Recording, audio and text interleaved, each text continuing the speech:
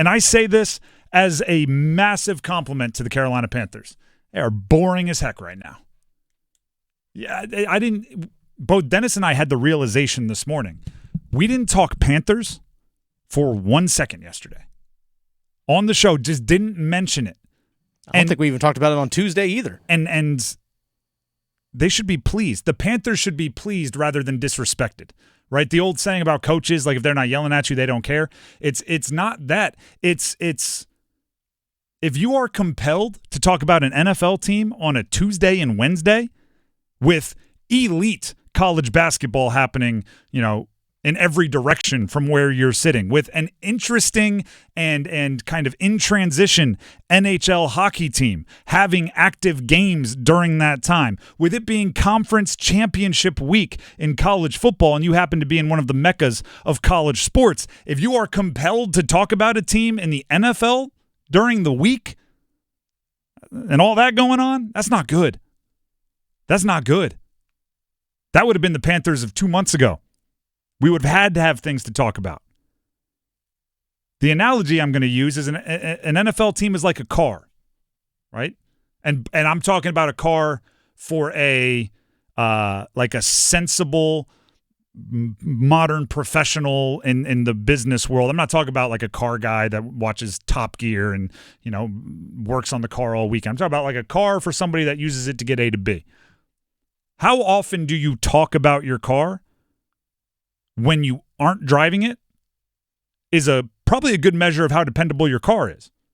If it's in the shop, or it's making a funny noise that you can't explain, or the heat is broken and it's cold outside, you talk about it a lot. You're at the office going like, man, can you give me a ride home? My car's in the shop. Or, I got to put on 2 jackets before I leave because it's so cold when I'm driving. And do you know what this sound is? Like, you talk about it a lot. But when it's running properly, you drive it to work and you do not think about it again until you are leaving work.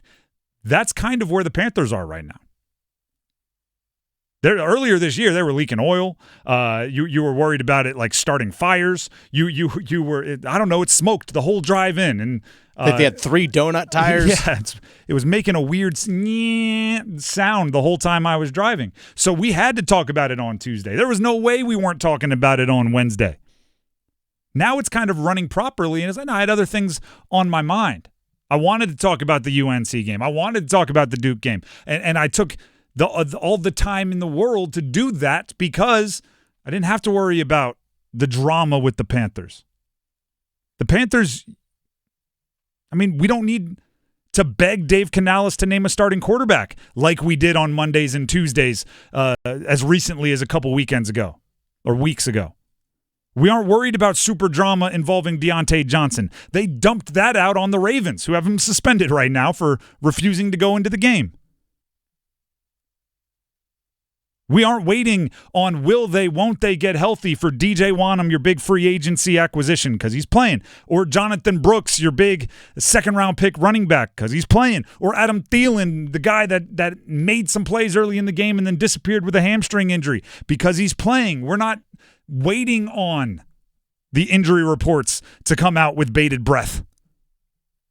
We can focus on other stuff for a day or two and not have the Panthers living in our brain rent-free. Now, does that mean, we're not going to talk about them on Tuesdays and Wednesdays for the rest of the season? No, right? We'll still do our best to make them interesting and find the little questions we have to ask and the fine-tuning, and they might get smacked around by Philly this weekend. Saquon might have 900 yards rushing in the second half alone. We might have those conversations next week. But for at least Tuesday and Wednesday of this week, the Panthers were a dependable, gas-efficient, modern family sedan that we drove to work, we got out of the car, and we didn't have to worry about it until we left work and got back in the car. The only thing you got to make sure of is that you keep gas in it.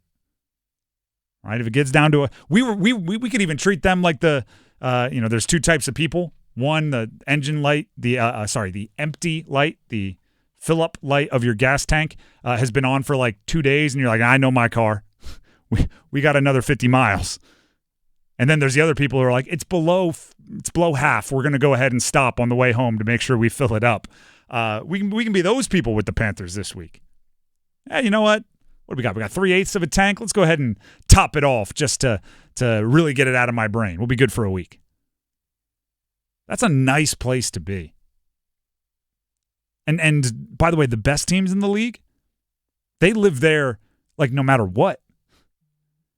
If you're talking the Chiefs, if you're talking the top teams, they could lose a game, they could have a starter injured, and still their fans on Tuesday and Wednesday are like, we'll be good. I'm not worried about it. They'll get it fixed. Or that's like having the luxury cars that when the car gets broken or needs a tune-up, they give you the rental. You're like, hey, you know what? Even if it's got to do some fine tuning, we'll be good. We'll figure it out. We'll still get to work on time. Dave Canales talked to the media earlier. Was this today? Yesterday. And was asked what it means to learn how to win, and he explained it this way.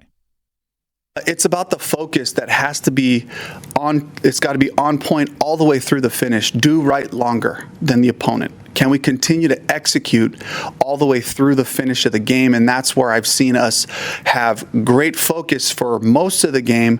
But in those critical situations, the bigger the moment, the smaller the focus. It's about your fundamentals. It's about your footwork, your hand placement.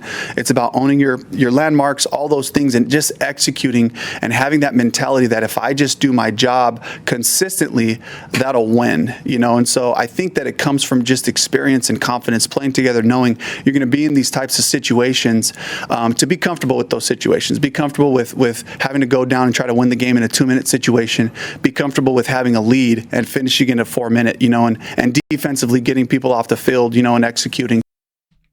Dave Canales is always that guy. He's always the fundamental. He's always the blocking and tackling. He's always that guy. But he can't act on that unless the Panthers are boring. If you're putting out fires, you can't worry about the fundamentals.